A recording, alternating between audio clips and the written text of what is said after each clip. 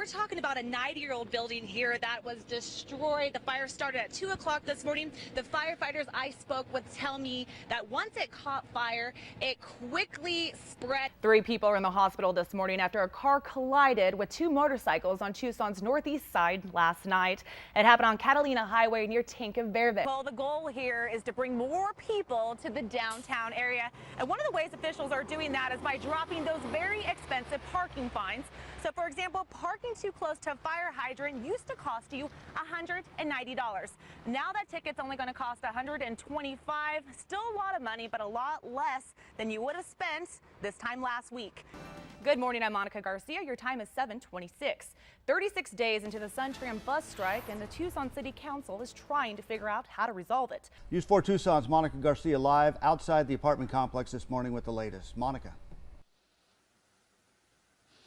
Well, John, it all started with a 911 call after a mother spoke to her estranged husband who was making threats over the phone and had her 2 daughters with him. Survived that tractor plowing into their home while they were fast asleep in their beds. But really quickly, I want to show you where that tractor started from. Right there is Houghton Road. That's Old Rail Road. Tucson Fire tell us that somehow that tractor started up over there near that construction. It crossed the road. It kept going. The next thing I knew, the ceiling was coming down, and I saw the ceiling go down in the bathroom, and then something was coming in through my window. What's going through your mind at that moment? I was like, what the hell? Like, I didn't know. I panicked. I went and got my boyfriend. I was like, there's something wrong, and we didn't know what it was, so we looked into the backyard and then into the room, and we realized that there was like some sort of bulldozer in our house. Chris, okay, you were telling me that you were sleeping in the room next door. You see it, you automatically know that it's some sort of construction equipment. Yes, from NPL, I know it's some type of heavy movement equipment. Once I realized what it was and that it came through the house, told everyone to get out the house. When it kind of went from this is bad to this is worse. But luckily you guys are alive, and coming up we're going to be talking to Corey, who was up playing PlayStation while all this was happening. And while all that unfolded on the inside of the hospital, out here in the lawn behind me, a Grieving Tucson came and covered this lawn with candles, pictures of victims, and thousands upon thousands of flowers. And today the hospital will host a bell ringing ceremony. As the sun comes up, we're really getting to see some of the damage. Just take a look at this. This is a vacant home in the 7800 block of Dogwood near Pantano. As you can see, the roof is completely torn off. Some of those pieces are in the back alley, in the backyard. Not only that, but some of the doors have actually come off the hinges. I mean, this house is just a mess, but thankfully it appears to be vacant. She always had time for everybody. She always made time. She was the best friend that anybody could ever have. And Tony Velarde still can't believe his sister's gone.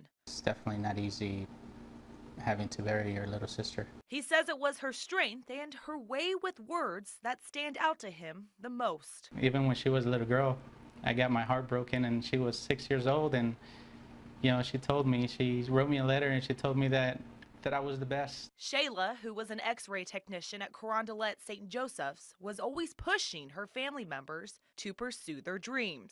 That wasn't enough. She wanted to become a nurse. She wanted to become a doctor. Sadly, that dream ended after the deadly car crash Monday morning.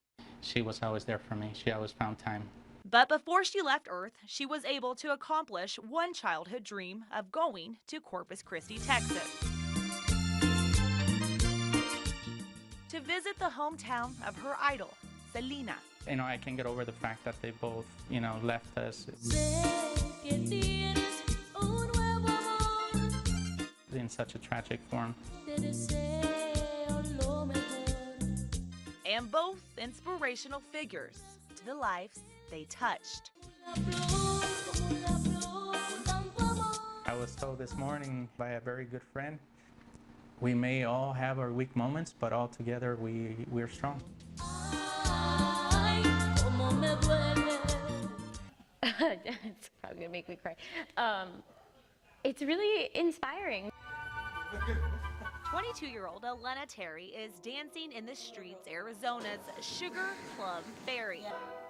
An opportunity growing up may not have seemed so obtainable. I didn't see any girls like me, girls that were like, you know, super Hispanic or like, you know, had Spanish-speaking parents. And the same goes for her dance partner, 21-year-old Alvaro Oquita.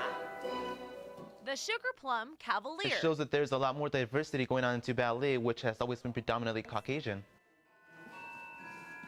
And it's not really that anymore. A dream come true for the duo, but not without sacrifice.